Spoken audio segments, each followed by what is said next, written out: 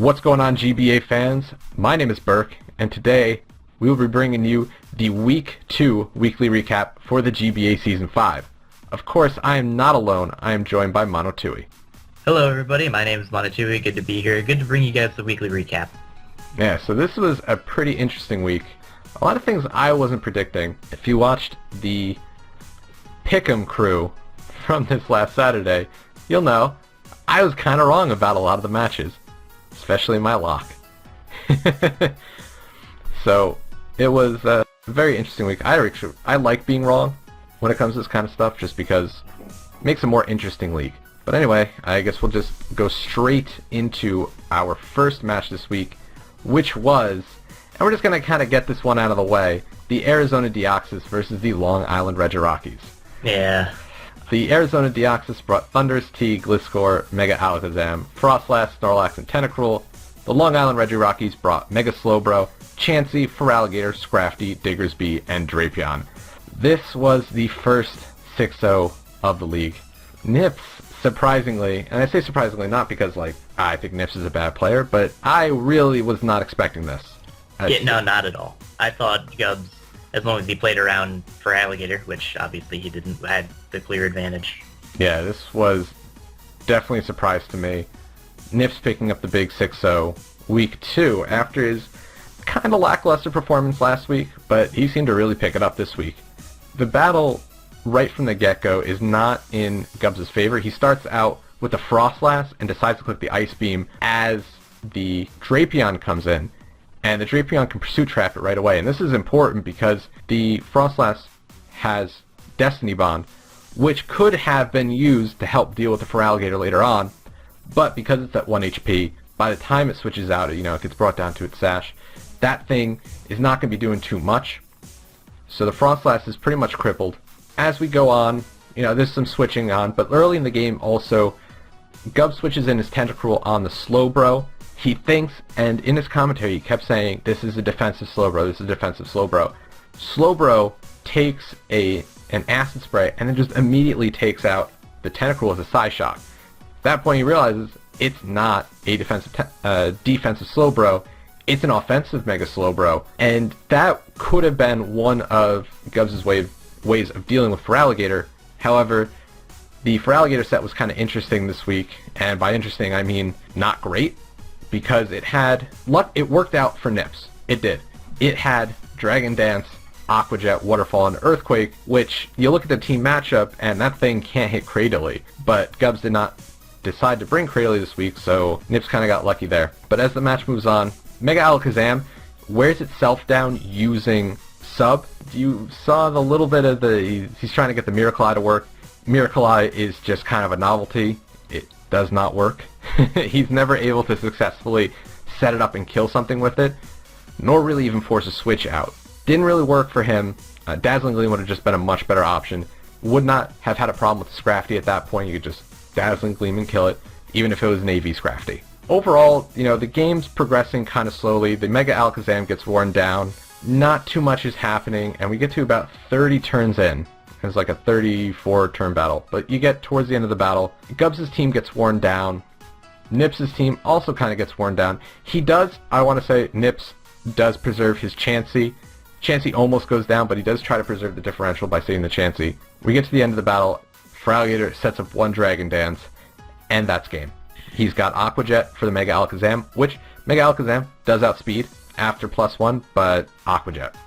So that dies. Snorlax gets killed by a high roll Waterfall, but if you're really relying on a low roll to not die, I don't think that's good planning. This was just a 5-0 sweep by the Feraligatr right at the end of the game. Really the best example of a sweep we've had so far this season. Absolutely, Berk. The Feraligatr, like you said, was a pretty weird set. Usually you don't see Aqua Jet on DD Gator, you usually see that on SD Feraligatr, but again, it worked out perfectly fine for Nips, so I'm not going to complain about that at all. Having Frostlass weakened early on was very bad, because if you look at his team, I believe the Frostlass had Taunt, correct me if I'm wrong, but it dealt with the Chansey. It could have stopped Feraligatr from setting up, could have Destiny Bonded the Feraligatr, forcing it to kill it with a Taunt. Obviously, it can't set up. Ice Beam hit the Diggersby, it just dealt with his team relatively well. Like you said, the Miracle Eye, it was cool, and it would have been really cool if it worked, but Dazzling Gleam was definitely more beneficial. I know that's kind of a hindsight thing, and I know I said that last week as well, and I know Gubbs knows his mistake for that, but I'm just going to point that out here. Letting his Thundurus get weakened was also not great. I understand he had very limited switch-ins to Mega Slowbro, but that was the best thing to deal with Mega Slowbro. The combination of Thunderbolt and Focus Blast hit his team very hard, other than the Chansey, which, of course, you need any special hit. Really, this game was lost. Not lost necessarily early on, but it was heavily put in Nip's favor early on. And then the fact that Feraligatr had Aqua Jet, and the fact that the Alakazam was weakened, the Thundurus was weakened, and the fact that he could just clean up with Aqua Jet, that just really sealed Gubbs' fate. Even if the Snorlax did live a waterfall and he did go out to Snorlax immediately, it couldn't OHKO the Feraligatr at that point. Maybe he could have gotten a Body Slam Para. Even then, Snorlax is weakened, his team is worn down a bit. Really all it would have done is gain Gubbs some differential, which granted is important, but would not have resulted in a win for Gubbs, I don't think. It's just a team matchup. You can just see Nips had the better matchup this week. Gliscor actually staying in on the Feraligatr and going for knockoff probably would have saved him a little bit. It's less damage when he goes for Aqua Jets or Waterfalls or anything like that. Maybe. Because even then, Gliscor knockoff is not going to do too much, and then he can just set up another Dragon Dance, so then he That's got true. +2. Really good game to Nips. He played as well as he should have. Hopefully Gubbs can bounce back from this. This is a tough loss. It is definitely a tough loss, but I think Gubbs knows exactly what he did wrong. I don't think he's going to let this happen again. No, I don't think that's it. I don't think another 6-0 for Gubbs is ever going to happen again. Alright, moving on. Now we are going to go over the match between the Pittsburgh Pirates, coached by Old Man Tup, and the Borussia Donphan, coached by Lars, aka El Sizzler. Don't worry guys, I learned how to pronounce that, so we're all good there. This is also a very interesting match to watch. Looking at it, I think the Borussia Donphan has the team matchup. He pretty much just has to switch into everything Tup has other than the Arcanine, which proved to be a little bit of an annoyance during the match. AV Sandslash was pretty clever on Lars' part. He was able to take hits relatively well from Thundurus. Even though Sandslash does not have the best special defense, it can take multiple HP Ices or Grass Knots, whatever he goes for. Getting damage off on the Thundurus was pretty big because they put in range from Absol Sucker Punch, which I know Lars was planning, a big part of his game plan was get damage off on things and win with Absol, which he pretty much was able to do. A big key point in this match was the Pursuit Trap on the Jellicent, because if you look at Lars' team, he really does not have too much to deal with Jellicent. Tangrowth doesn't do too much damage to it with Giga Drain, can relatively take it on, but it doesn't want to switch into Scald. Sandslash's knockoff doesn't really do all that much. Slowking can't really touch it. Mega Absol, again, is the only thing that can deal with it, and it just pretty much walls Cobalion and Scolipede to death. So the Pursuit Trapping on Jellicent was huge. Another pretty big play was Tup stacking Thundurus when he had a Celebi to switch into. I believe Thundurus was stacked off to the Slowking, and Slowking really can't do much to a Celebi. Even if it is running Signal Beam, it's not going to be able to OHKO, and Celebi threatens Slowking immediately. Tup looked like he might have brought it back with a +1 Mega Tyranitar. Then Lars revealed Scarf Cobalion, so that dream was dead, and from that point on, it was pretty much game over. Even the crits that Tup got, which there were multiple crits on the Tangrowth and other things, all those crits really didn't matter. It may have made it a 3-0 instead of a 4-0, but it did not end in a different result for the outcome of the game. Yeah, Tup really pulling out the crits this week. One thing I want to mention, though, before I get into what I have to say, Lars, I like the Quailman outfit. That was a nice touch. I think that was probably a big turning point, is having that Quailman outfit really helped him throughout that match. But seriously, Lars just seemed to out-prep Tup this week. He had what he needed, and he just played as well as he should. The Pursuit Trapping the Jellicent was pretty big. It took down a major wall, and I know Tup said he was planning on running Colberberry Jellicent. He didn't, and it really hurt him. You know, he's able to take down the Jellicent relatively early in the match. Thundurus Eye, that going down was huge. It took care of Lars's defensive core so well. It really puts a hurting on the Slowking and the Tangrowth. So that going down, that was kind of signaling the end for Tup's match. You know, it was kind of hard to come back from that. Scarfed Cobalion just kind of put the icing on the cake, killing off the Tyranitar in one hit. I don't think Tup planned as well as he did last week. It seemed a lot more straightforward. The Arcanine, though, put in quite a bit of work. Lars seemed to have difficulty taking it down. Didn't really have too much to deal with it well, besides maybe like the Sand Slash, if it was at full, but it wasn't. The Slow King, kinda, but Wild Charge, 2-hit KOs the Slow King. Mega Absol Sucker Punch can deal with it, but overall it just, that was kind of Tup's win condition, and he played it very well, but unfortunately Arcanine Against the World was not going to win him the match, and it resulted in a 3-0 loss for Tup. Overall, I think a very good match played by Lars. Tup, I think he's going to bounce back from this. He just needs to shake off this loss and move forward. We're going to move on, and the next match was the Milwaukee Saws coached by Steve versus the Boston Red Sox coached by Superblah or Nick. The Milwaukee Saws brought Skuntank, Dugtrio, Shaman, Mega Gardevoir, Conkeldurr, and Rotom Wash. Boston Red Sox brought Cresselia, Skarmory, Mega Audino, Mienshao, Tornadus, and the Manaphy. Steve opens up with Reflect Rotom Wash, so he's got Dual Screens Rotom Wash, and that's his plan to try to prevent the Boston Red Sox doing big damage to his team. Unfortunately, it's not able to do too much. It's able to set up, I think, 2 Reflects throughout the entire match. Didn't really make much of a difference, but he does set up the Reflect. Eventually, we get to a standoff between Mega Gardevoir and Mega Audino. And I was really surprised by the Mega Audino set this week. Mega Gardevoir is trying to set up subs on the Mega Audino, which, if it could successfully set up a sub, that was going to be a big problem for the Boston Red Sox, because he's got plenty of answers for the Mega Gardevoir. You don't want that thing setting up a sub, because it deals a crap ton of damage with Hyper Voice. His only resistance to Hyper Voice was the Skarmory, and if that thing could set up Calm Minds, it wouldn't be a good match for the Boston Red Sox, to say the least. But the Mega Audino has Iron Tail. He does not miss any, and he's able to break the sub with an Iron Tail, even with the Reflecta, which you wouldn't think, like, a Mega Audino base 80 attack with an Iron Tail able to break a sub after Reflect. Well, it is, and luckily for him, he does not miss any Iron Tails. We all know how less than 100% accuracy moves work. The Mega Audino goes down early, so Steve picks up the early lead, but we get to a point where the Manaphy comes in on the Skuntank, and that just pretty much signals the end of the game. Manaphy is able to set up, and Steve makes a misclick. Instead of going for any damaging move, he clicks Taunt on the Manaphy. Manaphy is able to take down the Skuntank pretty handily. The Dugtrio comes in. Choice Banded Dugtrio did less than 60%, or right around 60% to Manaphy. Choice Banded Dugtrio, it wasn't able to take down the Manaphy, and then that thing goes down to a Surf. So 2 Mons down, then he brings in the Rotom Wash, and the Rotom Wash sets up a Reflect instead of, taking down the Manaphy. It takes 1 Energy Ball, sets up the Reflect, and then Manaphy takes it down with the 2nd Energy Ball, and then it finally goes down to a Mach Punch from the Conkeldurr, but that's game. It's game at that point. He's down so much. Nick just has to somehow take down the Conkeldurr.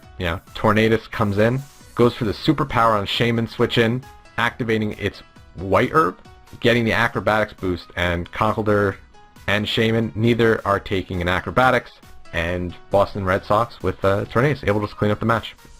Steve, I think, was just pretty much out prepared. There was a big turning point, and that was the misclick, because once he's not able to take down the Manaphy with an Earthquake, Manaphy just tore a hole straight through his team. Nick really just able to hold the momentum throughout the entire thing. And I do want to mention Eject Button Skarmory. That was actually very interesting to see. I've never seen someone use Eject Button, nor have I seen anyone use it successfully, and Nick did this week. So I gotta say, kudos to using that. Definitely. I also have to give Nick kudos. I absolutely loved that Tornadus set. Superpower White Herb, and then the Acrobatics following up with it. That was pretty cool. As far as the match goes, it seemed like this match was just kind of lost the team preview. Especially, you look at Steve's team, you look at Dugtrio, and you realize it does absolutely nothing to Nick's team. If Mienshao's Scarf, it knocks it out with High Jump Kicker, brings it down to its dash, which it wasn't, it was banded. So Mienshao can knock it off. I forget when Mienshao was running. Can't kill Tornadus, can't kill Manaphy, as we saw, even though Manaphy was weakened. Doesn't do anything to Audino, Skarmory, Cresselia. So already, turn 1, he has dead weight on his team. His offensive threats, like Shaman, shut down by Cresselia, shut down by Skarmory, shut down by Tornadus. Conkeldurr can never touch a Cresselia, even a knockoff does like 32% to most Cresselia. Going for screens early on was kind of weird. His only real offensive physical threats were the Mienshao, and as we learned later on, the Tornadus. That's really all I got to say. There really wasn't anything super special about this match other than the Iron Tail Audino, which was pretty awesome. Nick is slowly becoming my favorite coach. Yeah, this is really just a gradual loss for Steve. Of course, the screen on the Rotom and the taunt onto the Manaphy, definitely they helped quicken up the game, but again, I don't think Steve could have taken down Nick's team whatsoever. Nah, Cress, Skarm, just so, and Mega Audino, that's just too disgusting. It's gross. It's so bad. Nick, you gotta calm down with the bulk. Drop all of it. I would hate to go up against Nick's team. It's just, Yeah. Anyway, let's move on to the next battle. Okay, the next battle we are going to cover is the match between the New York Yankees, coached by Shady Penguin, versus the Detroit Steel Wings, coached by Crimson Seabad. So this was a pretty interesting game. Team preview, once again, we're going to start with Crimson has a Mega Charizard X, a Staraptor, and no hazard removal. So that's immediately going to be an issue for him, because Rhyperior is a very, very reliable rocker. Can set up rocks against pretty much anything other than the Roserade and potentially the Electros that carries Giga Drain. Once again, Shady's in with Mega Venusaur, and Crimson goes out to Roserade, so another grass type that gets access to Psychic coverage, and Shady's like, this can't do anything to me, I'm a Mega Venusaur. And then Life Orb Extrasensory, Venusaur's 2 KO'd. There's something blocking Shady's memory of what grass types can do, so hopefully he gets that taken care of for the next match. However, after the Venusaur goes down, Crimson lets his Roserade go relatively early, so he only really has Electros and kind of Charizard X to deal with Melodic. I say kind of Charizard X very loosely because Melodic is extremely bulky, can deal with Zard X relatively well. And both of those are worn down very easily without hazard removal. They're switching into rocks constantly. It's hard for him to stay or keep his health up with his Zard X because he's going to get phased out. Rocks are constantly up, so he's always taking 25% on the switch in. I will say, definitely to Crimson credit, beat up Crocodile. Beautiful, absolutely beautiful. Don't disagree with Shady's decision at all. Like, I would have done the same thing in that position, fearing the pursuit. You have a Focus Sash, stay in, get damage off. But no, beat up Crocodile. I will say the burn on Crocodile was pretty big. A +1 beat up would have been able to knock out the Melodic afterwards. He then has a +2 beat up to hit the Rhyperior with. Or if he wanted to, he could have just switched out, saved his Crocodile, and then had Scarf DQ for the rest of the game because that hurts his team pretty badly.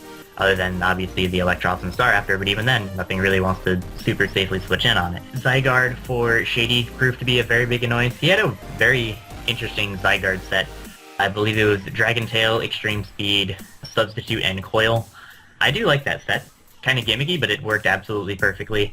Zygarde was just an annoyance to his team. Killed the Electros and the Staraptor with E-Speed, Electros with Dragon Tail crit, and it was just a general annoyance. Again, it didn't let Zardex heal, didn't let it set up potentially. Another pretty big, not super big because I think Shady had the game at that point, but letting Staraptor go down was huge. It was kind of understandable because Shady didn't reveal E-Speed, and it's kind of weird to see E-Speed on a Subcoil variant, but the better play definitely would have been to go into his other mon and take it out.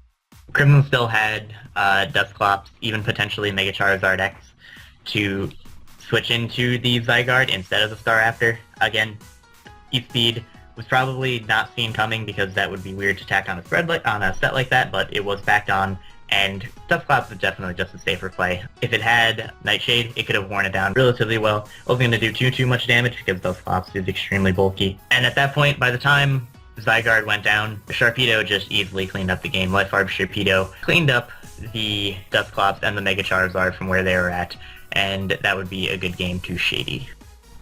One thing I wanted to mention to start with, Crimson decided not to bring any defog support this week, which I think really hampered the Mega Charizard X. It's a problem with these Megas that have 4 times weaknesses. You need hazard support, and if you're going to bring it, you need hazard support every single week that you bring it, because your opponent is going to want to set up rocks, and Shady set up rocks. So it really hampered the Mega Charizard X, as shown by the lack of kills this week. Shady really needs to look up what his opponent's Mons can do. Extra Sensory on Roserade is pretty common, especially a Life Orb set, because of how much coverage it gets to take down things like Mega Venusaur. Overall, though, it happened to work out for Shady that he left it in and let Roserade take all that damage, because Roserade then became almost a non-threat to Shady's team because he could easily just revenge it with the Alakazam, which he did. And the Roserade was a good way to deal with things like the Melodic and like the Rhyperior, which Rhyperior you'd think, it's not going to do too much damage. Well, it was able to just kind of play switch games with Crimson's team after, even after it was burned. It would just roar things out. So even though it didn't get any kills, it actually did quite a bit of damage to his team because of all the switching it forced Crimson to do. Yeah, I guess E-Speed's not very common on a detail set for Zygarde, but Crimson just didn't even remember that Zygarde got E-Speed. As soon as E-Speed went off, it's just like, oh my god, I totally forgot it got E-Speed. So that was a pretty bad misplay.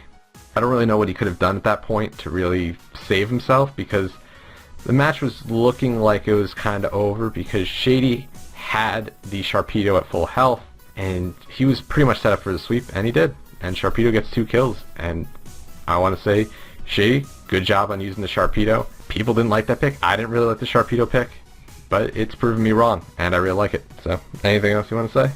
Nope, I think you covered it very well. Next up, Berk, I believe you're going to be going over the next match between Dan and Gio. Yeah. Oh my god. This was the battle of stall versus stall. It was long. It was a long battle, but we had the St. Louis Rampardos versus the San Francisco Gigantes. The St. Louis Rampardos brought Blastoise, Heracross, Mega Aggron, Sylveon, Victini, and Salamence, and the San Francisco Gigantes brought Hippowdon, Entei, Latias, Mega Pinsir, Blissey, and Vaporeon. Stally is one word I would use to describe this battle. Gio brought both Wish Protect Blissey and Wish Protect Vaporeon. Hippowdon, Blissey, Vaporeon, and it looked like a more defensive Latias set. Ugh.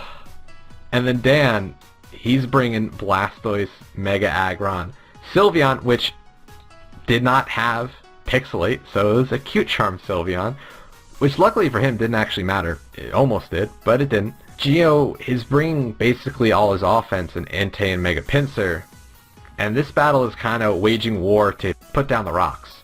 Gio does not want rocks on his side of the field, and Dan kind of want to put rocks down on Gio's side of the field. Well, Dan happens to win this battle. It's like nothing happens.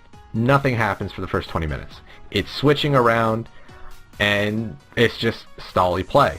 One important thing was, as you pointed out before to me, Mono, the Blastoise misses a Toxic on the Latias, and you're thinking, that kind of sucks. It actually worked out really well for him, because Latias comes in on the Mega Aggron. The Mega Aggron goes for the Ice Punch and freezes the Latias. And then that wasn't big in terms of Latias wasn't a huge offensive threat to Dan's team. It could have dealt damage. Dan does have a Sylveon, so probably not too much damage, and a Mega Aggron. Wasn't going to do too much, but that's his only defogger. Once that got frozen, Dan easily has the rocks up, and they're there to stay. So Mega Pinsir gets severely crippled. Entei also now has limited switch-ins. At this point, it's just slowly in Dan's favor.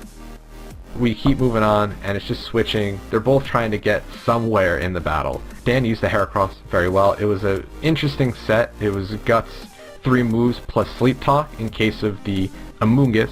Amoonguss was not brought, so Sleep Talk kind of became a useless move. But anytime the Heracross came in, it was kind of a 50-50. Heracross could go for the Mega Horn, in which case Entei would be the switch-in, or it could go for the Close Combat, in which case Latias would be a switch-in. However, if he made that prediction wrong, then one of them is dying. I do really like the Heracross set. Choice Banded, Max Attack, Adamant. Ugh, that deals so much damage. But once the rocks were up, it was pretty much game for Dan because the Latias was frozen. Now, I don't like to say, like, if the freeze didn't happen, Gio would have won. I don't think that would have happened. Dan has the bigger offensive presence with, I think, the better bulk. whereas Gio is just really passive, and he's really got to keep the rocks off his side of the field. I don't think he would have been able to successfully do that through the entire match. Dan eventually kills off everything and gets a 2-0 victory. There's not too much to say besides a Choice Scarf Entei does actually stop a Salomon sweep. Dan sets up the Dragon Dance and thinks he's going to outspeed. Entei comes in, his Choice Scarf, gets the Sacred Fire off, burns the Salomons. So there was a stop to a sweep. This was just stall. It was a very stally match. It seems to suit both their play styles. It just turns out to be long matches. Definitely. I think you summed up pretty much everything. Not too much action in this game. There was a frozen Latias. Sylveon was extra adorable this week. I think that's about it. And the freeze on the Hippo that didn't actually matter. You know, Dan gets another freeze with a nice punch, but it thaws out. Moving on to a little bit more of an exciting match to watch, in my opinion at least. We are going to be going over Atlanta Howluchas versus New Orleans Pelipers, Fizzy Stardust versus John aka Pokemon. Looking at team matchup, holy crap, Charizard Y. Just, his ways of dealing with Charizard Y are Raikou and Stone Edge on Virizion. Reuniclus does not want to switch in on it. Assault Vest Raikou is 2-hit KO'd, so that's not even a super safe switch in. Donphan 130 is broken, dies to pretty much any hit. Mega Scizor is killed, I think, 80,000 times over, so just looking at this team, the offense he has just rips through John. As you guys can see, Charizard, Y, Stoutland, Garchomp all getting 2 kills. Earlier on in the match, Assault Vest T-Tar was able to tank a Focus Blast from the Reuniclus. So that was very beneficial for, I think, both sides. More beneficial for Fizz. It was good for John because T-Tar is a relatively big threat. Takes on the Raikou pretty well. Takes on pretty much just the Raikou and the Reuniclus. Can kind of deal with Lantern just because T-Tar is extremely bulky. But it's more beneficial for Fizz because Reuniclus is now for certain in range of Charizard's Fire Blast. It allows Weezing to do its job a little bit better, just walling things. Also is weakened for Stoutland, which spoiler, if you didn't watch the match, Stoutland was able to clean up late game. Didn't have to go for a return or crunch. You can just spam Fire Fang to pick off the Mega Scizor and the, I believe, Virizion. But anyway, moving back earlier on, Togekiss was stayed in on with a Lantern on the other side of the field just because Fizz knows Lantern's weak, let me just stay in and be really fat and take every hit ever. John, although unable to use it, did reveal that he was running Head Smash on Donphan, so Donphan didn't really do anything this week, but respect to John and his Head Smashing Donphan. Later on in the match, Garchomp tanking an HP Ice, living on, I believe, 3 HP, and knocking out the Raikou. I don't think that would have let John win the game, but that was very big for Fizz, because Raikou going down was the way, if he was going to come back, that was the way he was going to do it with his Raikou. Yeah, later on at the end of the game, Stoutland just clicks Fire Fang and knocks out the Mega Scizor, knocks out the Virizion. So this is kind of just a story of, it was a relatively quick match. This is kind of a story versus, unlike the last match, where it was stall versus stall, this was offense versus offense, and Fizz's offense is just able to deal with John's much better. Donphan also, one of the stops to Stoutland and Garchomp was unfortunately detailed out a lot, took a little bit from Stealth Rock damage, which was kind of worn down, and without recovery on Donphan, it was just gradually worn down and eventually taken out. Yeah, so I looked at John's team, and I thought, like, what? No, he's not bringing Hydreigon nor Florges. And those were, like, the only things on his team that really wants to take on Mega Charizard Y. I mean, they don't, even then. I mean, a defensive Hydreigon, or especially defensive Hydreigon, Mega Charizard Y can't do too much to that. That could have been a thing. I don't know. But, yeah, he was lacking to switch into Mega Charizard Y. And every time that thing came in, what switches into Mega Charizard Y? Nothing. Absolutely nothing. Absolutely nothing. So, Donphan can't, Lantern can't, Mega Scizor can't. I ran a few calcs. There's legitimately no sets he could have run that would not have been 2-hit KO'd. Like Max Specially Defensive Raikou, for whatever reason, if John decided to run that, still 2-hit KO'd by Fire Blast. Nah, Mega Charizard Y is just always a big problem. It's so powerful. Is it like base 159 special attack? Something stupid sun? like that. In the sun, like, why? That's just, it's such a great wall breaker. And John just, I don't know, his planning to me didn't seem as good this week as it was last week. Plus the switch, he let his Donphan get worn down way too quickly in the beginning. The Garchomp proved to be a bigger problem, able to take down the Donphan actually. Donphan, I don't think, was running Ice Shard this week, which would have been able to deal with the Garchomp pretty well. I know John said he did make a misplay. He was planning on clicking Head Smash on the Mega Charizard Y switch-in, but he panicked and he went for Earthquake instead and gave Mega Charizard Y free switch-in. Had he gone for the Head Smash, maybe we'd be looking at a different battle, because Mega Charizard Y would be dead because it's not living a Head Smash from Donphan. But overall, Fizz stayed in control for most of the match. You didn't see him really slipping in terms of momentum. He sacked off what he needed to sack off. The Garchomp tanking an HP Ice was close. But he was able to live it and then take down the Raikou. And once the Raikou went down, now there's no switch in for the Mega Charizard Y. Virizian's the only thing that outspeeds it, but he's going to have to sack off something to bring in the Virizion, because Virizion ain't taking a hit. Overall, really well played by Fizz. I'm sure John will pick it up back again next week. It's hard. It's going to be hard. Yep, it definitely is. One other thing I would like to point out, John's really only real way to deal with Charizard Y a little more effectively would have been to keep his rocks up. But again, Donphan went down relatively early, and Togekiss was able to defog them away. So one of the best ways to deal with 4 times a week thanks to rocks, set up rocks, obviously not able to be accomplished. Fizz was able to successfully get rid of rocks, and Mega Charizard Y is an absolute monster. Also, I like the fact that it had Flare Blitz this week. Oh, it did? I didn't even know that. Yeah, he brought Fire Blast, Solar Beam, Roost, and Flare Blitz. Alright, well, respect. Very interesting set. I don't really remember why the Flare Blitz was there, but it makes sense to actually potentially Combine or Uniclus, or even AV Raikou. Yeah, something like that. I don't remember why, but he did have it, and yeah, he never had to click it, but it was there. I mean, who cares? Flare Blitz in the sun. I don't care about my special attack stat. I'm still gonna kill you. Yeah, that thing, it's gonna do quite a bit of damage. So moving on, we have our Monday night game, the Cincinnati Loudreds versus Sacramento Sea Kings. The Cincinnati Loudreds brought Weavile, Mega Manectric, Umbreon, Empoleon, Landorus T, and Azelf, and the Sacramento Sea Kings brought Slowbro, Tornadus T, Clefable, Darmanitan, Mega Sableye, and Hitmonlee. I'm looking at this matchup, and I say, what Darmanitan switching? He does not have anything that can even remotely take a Flare Blitz well. The only thing is possibly a physically defensive Landorus Therian. That's about it.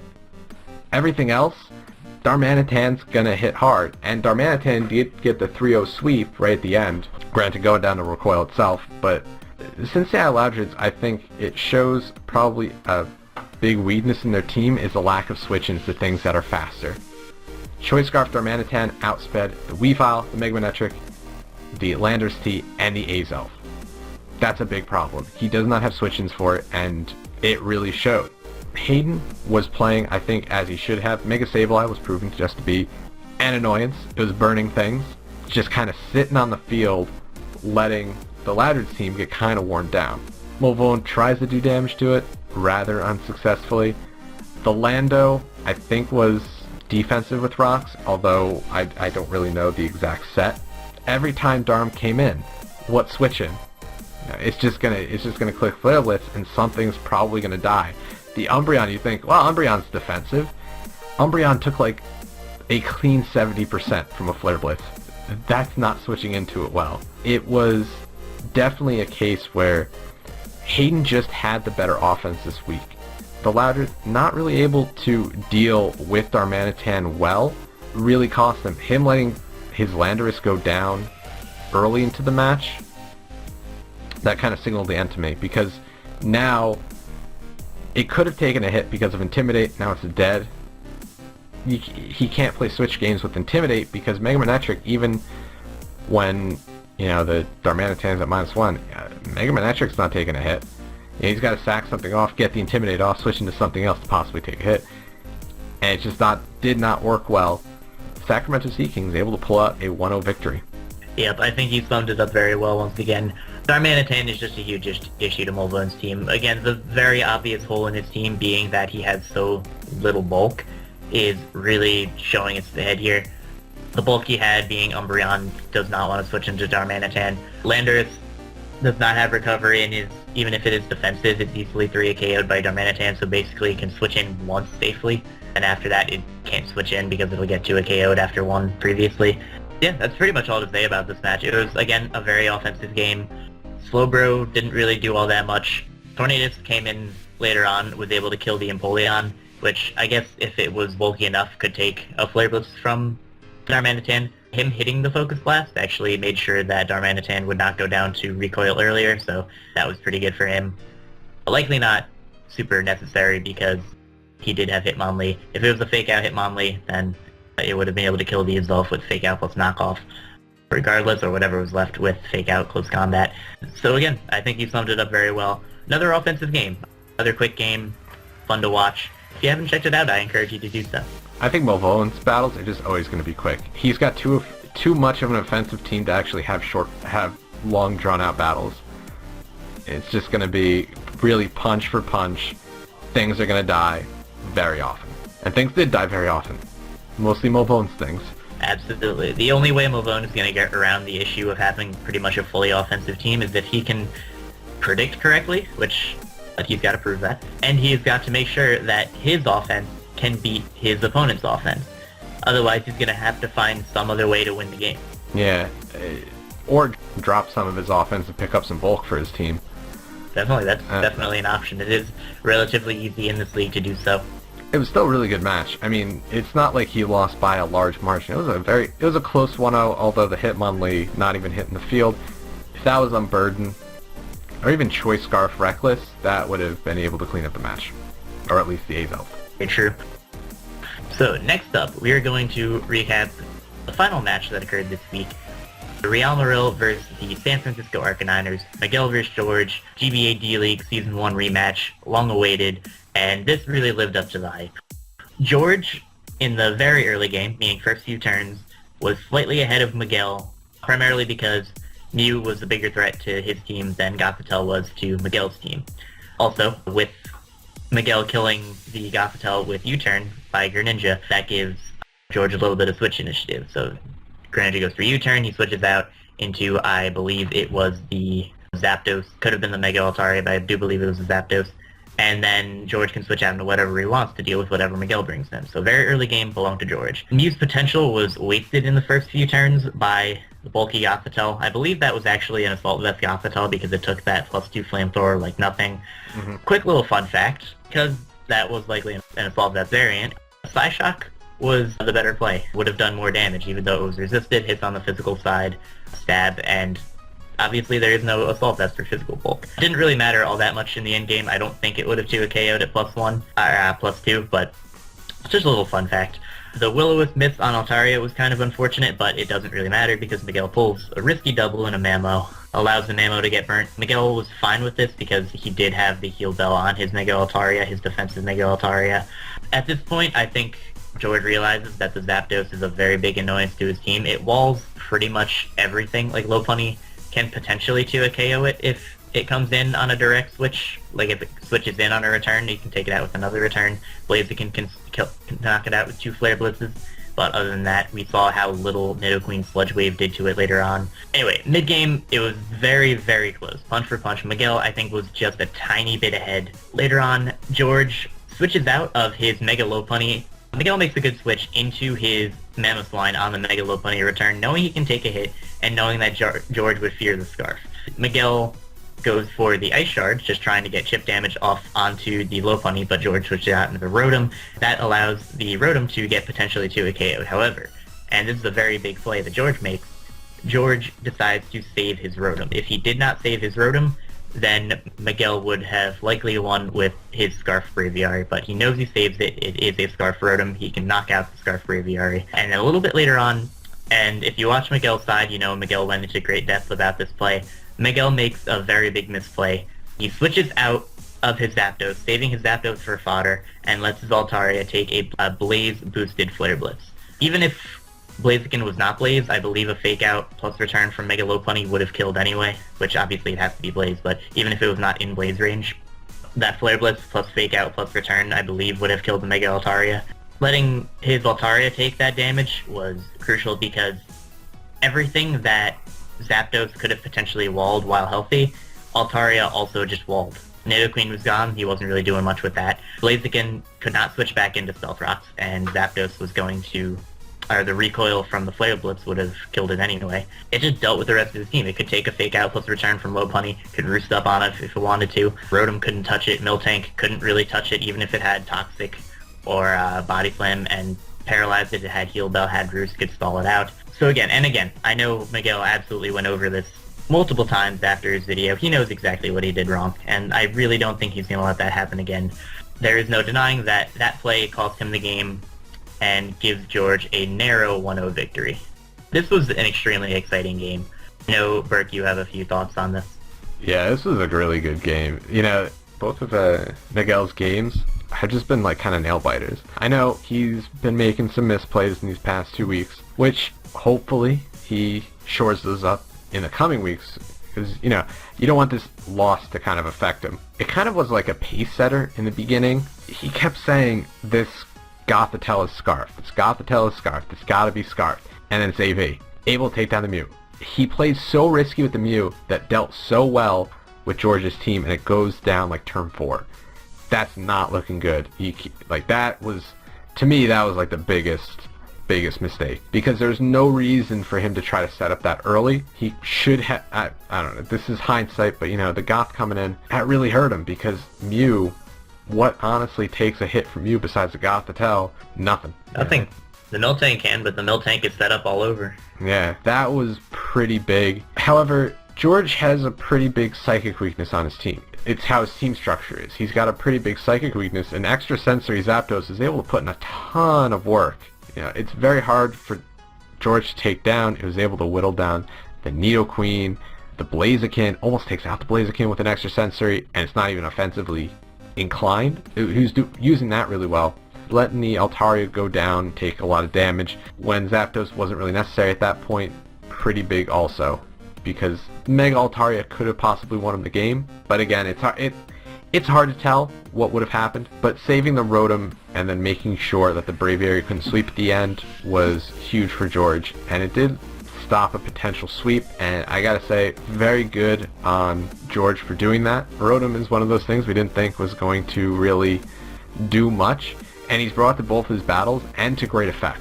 So I gotta commend him for that one, because George has to rely on some lower tier stuff and put in a lot of work because his team is so slow. I definitely think it caught Miguel off guard when, you know, George is running dual Scarfers in both Rotom and Blaziken.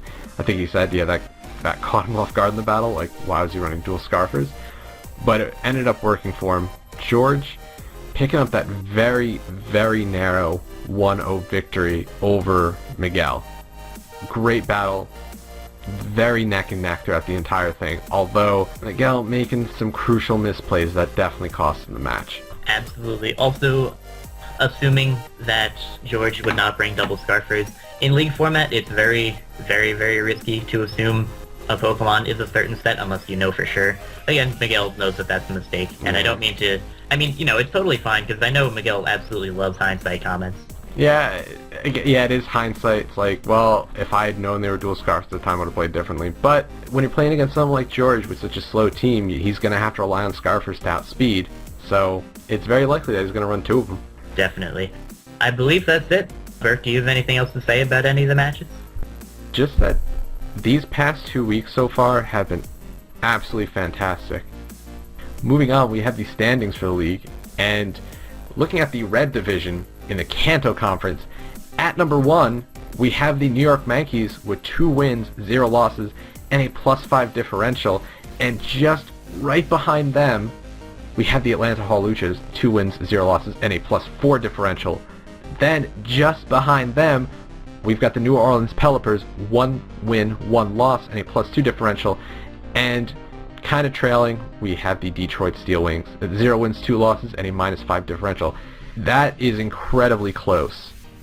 2 teams with their only difference being a 1 differential, and then John the New Orleans Pelipers not that far behind, only 1 win behind, still a good differential. And unfortunately, Crimson, he's got to really buckle down and win some of these weeks to kind of get back into the race. Absolutely. Of course, these rankings are going to be relatively close because we are only into week 2, but it is definitely interesting to see how these teams are matching up against each other, how close the competition currently is within their divisions.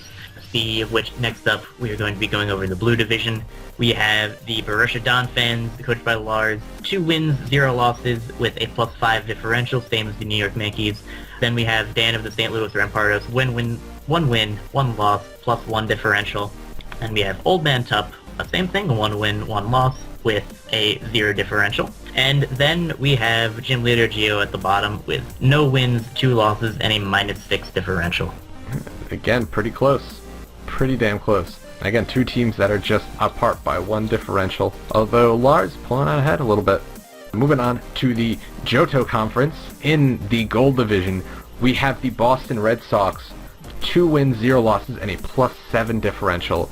At second, we have the Long Island Red Rockies, 1 win, 1 loss, and a +2 differential. In third, we have the Milwaukee Saws Bucks, 0 wins, 2 losses, and a -6 differential. And in last, we had the Arizona Deoxys, 0 wins, 2 losses, and a -9 differential. This division, not as, at least, it's still early, but they're not as neck and neck as some of the other ones. Definitely not as neck and neck. Kind of unexpected, I would say. I don't think anybody predicted to have Gubs as far down as he is, and I don't think anybody predicted Nips to be in second place. Yeah, Nips has definitely improved. Absolutely. He's been practicing he's been active with the UCL. He's been doing very well. Yeah, pleasantly surprised. Next up, we have the Silver Division. We have Hayden, coach of the Sacramento Sea Kings, 2 wins, no losses, and a +4 differential. And we have Miguel the Real Morel, 1 win, 1 loss, and a neutral differential of 0. Fun fact, this is, other than, of course, the first match of the season, this is the first time the Real Morel have ever had a non-fully positive differential. Then in third place, we have George of the San Francisco Arcaniners, 1-1 with a -1 differential. And then we have Mulvone, coach of the Cincinnati Loudreds, no wins, 2 losses, and a -3 differential. This is an extremely close race, and honestly, I think that we may see all of these coaches in first place at one point or another. Mulvone definitely has to play catch-up, but I can definitely see George being on top at some point, Miguel being at top at some point, and just kind of those 3 shuffling around a lot. Yeah, this to me seems like I want to say most competitive, but I'm going to say most competitive. It seems like the strongest division to me, and so you're going to see a lot of changes in that one. I don't really see a very clear-cut front runner in this one. We shall move on to the league leaders. What Pokemon are actually doing the best? Well, not surprisingly at number 1, we have Feraligatr, coached by Nips of the Long Island Reggie Rockies, 5 kills, 0 deaths with a +5 differential. Not surprising considering it did get a 5-0 sweep, and it moves straight up to number 1. Is it going to stay there? Well, if he keeps getting sweeps to that thing, it probably will. At number 2, we have Manaphy, coached by Nick of the Boston Red Sox, 5 kills, 1 death, and a +4 differential. Manaphy putting in the work. 2 water types at number 1 and 2. So 2 mono water types, so that's pretty interesting. Yeah. And number 3, we have Mega Manectric, coached by Mulvone of the Cincinnati Loudreds, with 5 kills, 2 deaths, and a +3 differential. So 3 things that you could kind of see. Yeah, it makes sense that they're there. Nothing really too crazy. Yep, and moving on, we then move to maybe a little bit more of a surprising Pokemon to be in the upper MVP race. We have Mega Absol, coached by Lars El Sizzler of the Borussia Donphan, 4 kills and 0 deaths. It's pretty cool to see Mega Absol proving itself in the format. I think it has a lot of potential. I think Lars is showcasing that potential. In 5th place, we have Entei, coached by Gym Leader Geo of the San Francisco Giants, 4 kills and 2 deaths with a +2 differential. Then we have another fire type in Chandelure, coached by John Pokemon of the New Orleans Pelipers, 3 kills and 0 deaths with a +3 differential. So the last 4 in the top 10 of the MVP race are actually all tied for 7th place, and 3 of these have a lot in common. Starting off with Arcanine, at 3 kills, 1 death, +2 differential. The following Pokemon have the same amount of kills, same amount of deaths, same differential. Darmanitan. And then we have Excadrill and Mamoswine. I lied about there being 3 things. There's only 2. My bad. Excadrill and Mamoswine, 2 ground types at the bottom, 2 very hard-hitting ground types. Darman Stand on Arcanine, 2 hard-hitting fire types. Arcanine, of course, can be bulky. Nothing really on this list that you wouldn't really expect to be here other than arguably the Mega Absol, but even then, Lars being a good coach and Absol with the diverse move pool and power it has, I think some people have grown to see its value. We do have 4 other things at number 7. We have Nidoqueen, coached by George of San Francisco Arcanines. We also have Raikou, coached by John, the New Orleans Pelipers. And we have Stoutland and Togekiss, coached by Fizzy of the Atlanta Hawluchas. They're also at number 7. They have 3 kills, 1 death, but unfortunately they are out because of alphabetical order. Yeah, if they wanted to be up top, they should have been born with different names. Exactly. So I guess we'll move on to the next week's matches. The first match of the week, we have the New Orleans Pelipers versus the New York Yankees. How do you think this one's going to go, Mono? Well, the New Orleans Pelipers versus the New York Yankees. Shady Penguin versus John, a matchup we have seen previously. This week I give the match to the New Orleans Pelipers. Their team matches up very nicely against the New York Yankees. Mega Scizor is a very big threat. Can take any hit from Jirachi, hit it with a knockoff, even a fire punch. The Reuniclus is a very big threat to basically his entire team. Even Medius should not be able to one-shot it if it's max HP. Doesn't even need all that much special defense, and after a Calm Mind, it cannot deal with it whatsoever. Has very good coverage for his team. Energy Ball for the Rhyperior, Sharpedo, Melodic, etc. if he wants to run like a Trick Room sweeper set. Even a Life Orb Sharpedo cannot one-shot Reuniclus, a fully physically defensive Reuniclus from full. Florges is a relatively good stop to things like the Zygarde, the Hitmontop, can take hits from the Alakazam relatively well. Is not too KO'd by Sharpedo, can knock it out with the Moonblast. Really just John's matchup against Shady. I'd have to give it to John. Yeah, I'm going to agree. And this is all going to be spoilers for the pick'em this Saturday because these are all my picks. I did pick John to win this one. I think John has the better team matchup. Mega Scizor puts in quite a bit of work. He does have answers for things like the Mega Venusaur. I think John will be able to take this one. It's going to be a very close match because Shady is currently doing better than John, but that might change after this week. Definitely. Moving on, we have the Detroit Steel Wings going up against the Atlanta Hawlucha. This one I am going to give to Fizzy Stardust. With the way Crimson has been playing and with the way Fizzy Stardust is playing, Crimson being 0-2, Fizzy being 2-0, I am going to give it to Fizzy, not just based off team matchup, because I do think it's relatively close, though I do lean a little bit towards Fizzy's favor. Fizz has been playing very well. He restrained himself last week from going into his Garchomp on a potential HP Ice. I think he's going to do the same versus things like Electros, whatever else he can potentially do. Heliolisk is actually a decent annoyance to the Steel Wings, switches into Suicune beautifully. That is actually probably the biggest reason Heliolisk roots to UU in the first place. Suicune just cannot touch it, Nice Beam does nothing, it's immune to the Scald. So Crocoon is going to be very hard to pull off. Could pull out a random Mirror Coat, that would be pretty cool, but otherwise relatively useless. Scarf Set can outspeed Scarf Star after a one-shot, it Focus Blast with the Crocodile. Focus Blast for the Registeel. He does have some stops to it in Electros and Roserade, but again, those are free Volt switches. I'm not going to go into too much more detail about the team matchup, but that is who I predict to win in this matchup.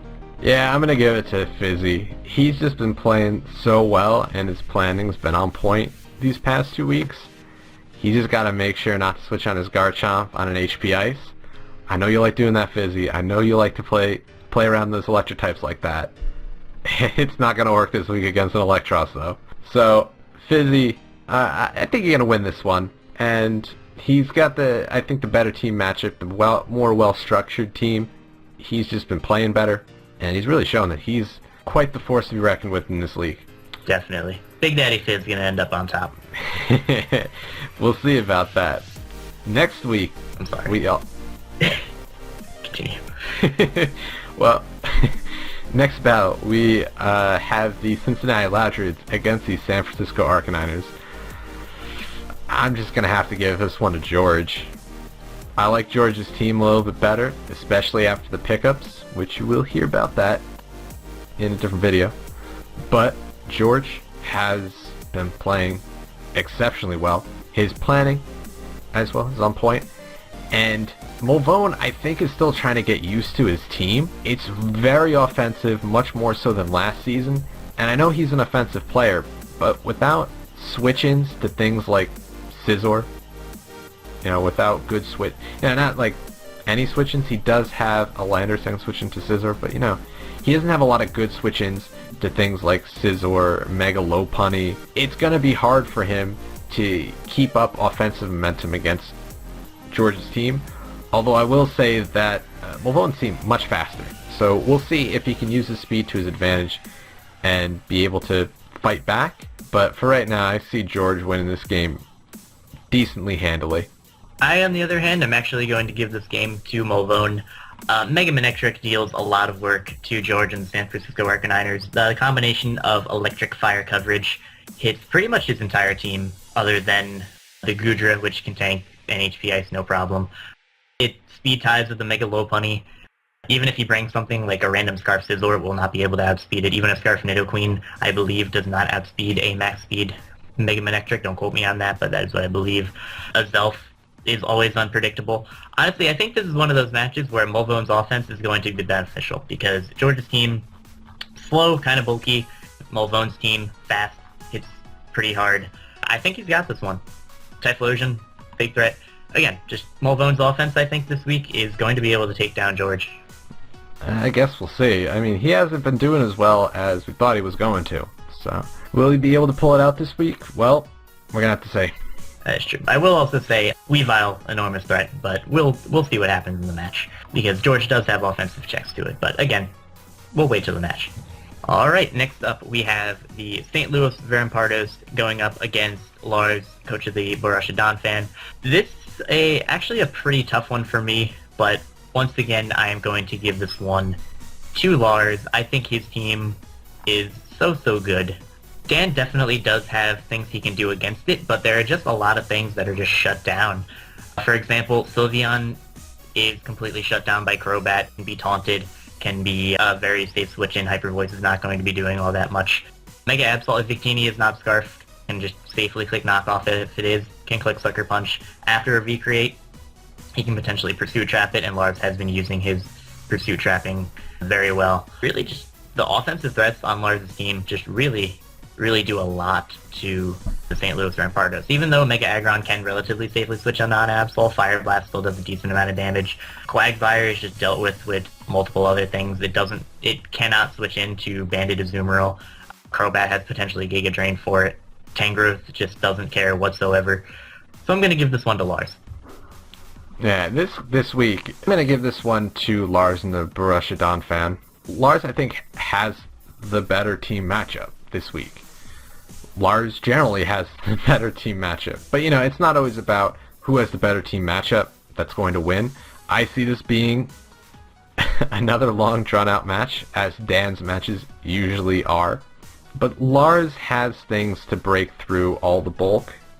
He can deal with the Mega Aggron. He can deal with the Blastoise and the Sylveon, I think, fairly well. And it's going to be a close battle, but I think Lars will have it this week. Definitely. And I was also going to say, on Dan's side, it looks like Uxie can put in a good amount of work, but even then, Absol just absolutely takes care of it. Can't set up Stealth Rocks against it, can't go for a T-Wave on it. It can only either take a hit and then U-turn out, or he's forced to switch into something to take on the Mega Absol, which is very difficult because Mega Absol does hit his team very hard. Mega Absol is, I think, a very hard mon to use, but Lars has been using it very well. Absolutely. The potential of Mega Absol is being revealed with Lars' play. Moving on. Next battle, we have Nick and the Boston Red Sox against Nips and the Long Island Regirockies. I'm just going to have to give this one to Nick. Yeah. Nick's bulk is disgusting. And I know Nips has almost as disgusting bulk with Chansey and Mega Slowbro, but I don't see how Nips is going to be able to break through. Whereas Nick has plenty of ways to break through the Long Island Regirockies bulk. Chansey shut down pretty easily. Mega Slowbro, Nick has ways to deal with it. So I'm going to give this one to Nick. I think it's going to be... I don't know how close this one's going to be, but I can see Nick pulling out another win for the 3rd week in a row. I 100% agree.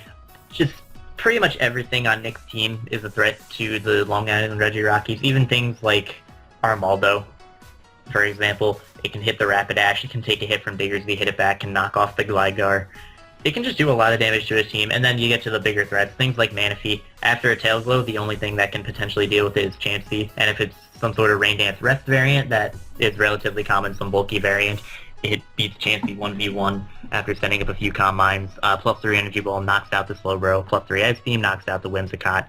Same with Gligar, Diggersby, Rapidash. Theme for the Rotom Fan will outspeed Rotom Fan if it is not Scarfed. Scrafty, even though it can potentially take it, even if it's like a Spadef, Assault Vest, Shedskin variant to deal with burns, it's not going to be doing much back. The Cresselia kind of beats his Wall Core, or can beat his Wall Core of Chansey Mega Slowbro if it's like some sort of sub-toxic set. Chansey will not be able to break the sub with Seismic Toss, and it can just kind of maybe set up Calm Minds in the Chansey, can Toxic to make it Slowbro. Gengar can't even one-shot it, and it'll go down to a Psyshock. That's how disgusting Cresselia is. I'm not going to go into too much detail about the rest of the matchup because I think you get the picture. Nick's team just has a field day versus Nips. And moving on, we have the Real Murrill, coached by Miguel, against the Sacramento Sea Kings, coached by Hayden. So I think this is going to be another very good match, as Miguel's matches tend to be. The Sacramento Sea Kings bulk can kind of deal with the Real Murrill. For example, Unaware Clefable can deal with a Dragon Dancing Mega Altaria. Without Protein, Greninja cannot knock out the Clefable in one hit with Gunk Shot unless it crits it. The Emboar is the big threat, I will give him that absolutely, but it's revenge killed relatively easily by the Tornadus. The Slowbro is not knocked out by a Wild Charge, even if it is banded. The Porygon 2, being as bulky as Porygon 2 is, will be able to knock it out. Hitmonlee outspeeds, hits it. So it is relatively easily revenge killed, though it is hard to switch into. Darmanitan onto Miguel can be a very, very big issue, I will say. If it is Scarfed, it'll kill the Gourgeist, can hit the Braviar extremely hard. Seismitoad can take it, but it's not going to appreciate it super greatly just because it doesn't have recovery. Dragalge, again, no recovery. Greninja takes like 60%. Does a lot to Zapdos, etc. And the thing about Darmanitan versus Miguel is it just has a free switch into a few things. Like every time he's in with Gourgeist, he's going out into Darmanitan, clicking Flare Blitz. Same thing with Ferrothorn. Potentially same thing with Mammothfly. I will say Mega Altaria, especially a bulky variant, does take it on relatively well, but depending on how Hayden plays, he could take out the Altaria relatively well. So with Darmanitan, there's got a couple other ways to win. I'm actually going to give this one to Hayden. There's finally a difference of opinion. Finally. Hayden has been playing very well. His team, that bulk, very hard to break through. But I will give it to Miguel and the Real Murrill. I think this past week was kind of a misstep for him. His planning was not as good, and his playing, he made several misplays that I don't think he's going to make in these next few weeks. The team matchup, it's really hard to say who has the better matchup.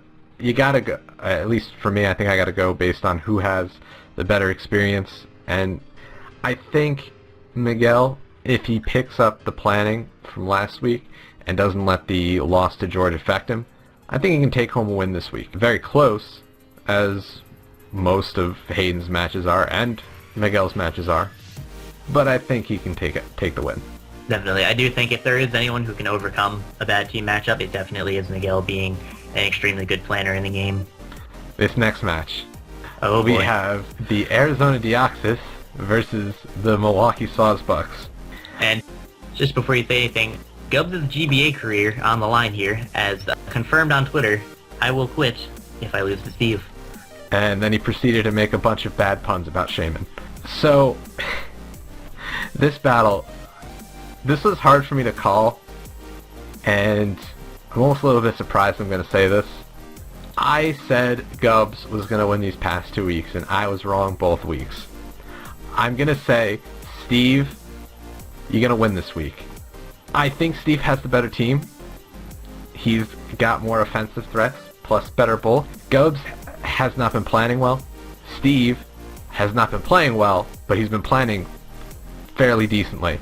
Gubbs, I don't think he's been planning as well as he should have. He plays well with what he's got when he gets to the match, But I don't know, that 6-0 loss I think is going to affect him. And Steve, I think you're going to get your first win this week. Well, I am a little bit less hopeful for Steve. So are a lot of people. Sorry. Just to start off with, Talonflame is a major issue for Steve's team. Other than the Rotom Wash and the Heat Trend, he really does not have a safe switch into it. Plus, it does get access to natural gifts, so it could be running one of the two. Either, I forget what the berries are, but either so it can hit grass and be super effective for the Rotom, or ground super effective for the Heatran. Rotom Wash, while it can switch into it relatively well, same with Heatran, even if it does not have the natural gift, both of these are worn down relatively well, and Heatran does not have a super great matchup against his team because he does have Tentacruel, Lucario, Zoroark with Focus Blast, Mega Alakazam Focus Blast. The Snorlax deals with it very, very well. Same with Rotom Wash. A little bit better matchup, I would have to say, but Rotom Wash is just worn down relatively easily, so I think it's going to be relatively easy for Gubbs to wear down his walls and then sweep with his offensive mons. And Talonflame is not the only offensive mon on his team. Mega Alakazam, very big threat. 2 KOs pretty much everything other than the Skunk Tank and potentially the Shaman, depending on the spread. I don't think Gubbs is going to run Miracle Eye, even though it will be tempting versus the Skunk Tank. I think he's going to have another coverage move, maybe substitute. Same thing as I've been saying with a lot of these different teams. Team just kind of poops all over Steve, I'm going to say. I'm rooting for you, Steve, and nothing against Gubbs at all. You know, I still am rooting for you. I hope you do well. You know, good luck. Good luck, man. I just want to see Steve get a win. I do want to see Steve get a win. And then I think lastly we have the Pittsburgh, I'm going to pronounce it right, the Pittsburgh Pirates, I probably still pronounced it wrong, versus the San Francisco Giants.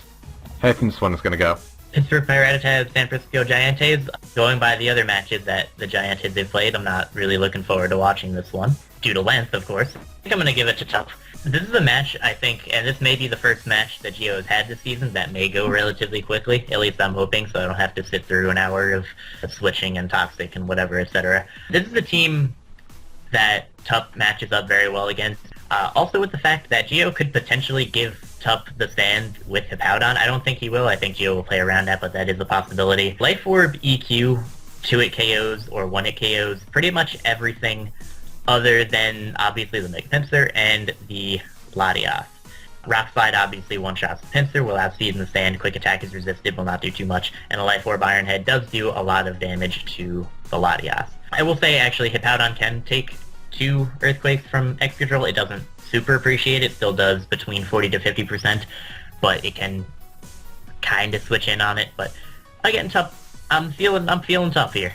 That sounded weird, but I'm feeling tough for the victory here. Please don't feel up top. No, it's legal, but it's frowned upon. Don't do it. But anyway, yeah, I'm going to say Tup has this one. This is the first week I'm rooting for Tup to win. That's kind of weird. But Gio's team, I don't think Sand Rush Excadrill is going to be useful in this match. I mean, I don't think that's going to be useful to get through the bulk. Sand Force Excadrill, though, I could see being used. Gio has a relatively slow team. That could probably deal a lot of damage. So, maybe we'll see that. I don't know. But he's got it's like really bulky team versus fairly scary, or, well, some really scary setup sweepers. So, I'm going to give it to Tup. I think he's going to be able to effectively break through Gio's bulk. I do not see Pinsir and Entei being that much of a problem. Entei just kind of shut down by Mega T-Tar, and Pinsir shut down by the ever-present rocks. And Arcanine. Yes. So, and Tup's team offensively deals with it relatively well. Yeah, so Tup, I think you're going to win this one. Probably pretty handily, but we'll see. And that is going to wrap up the Week 2 weekly recap for the GBA Season 5. There were some definitely great battles this week, and I am really looking forward to next week's battles.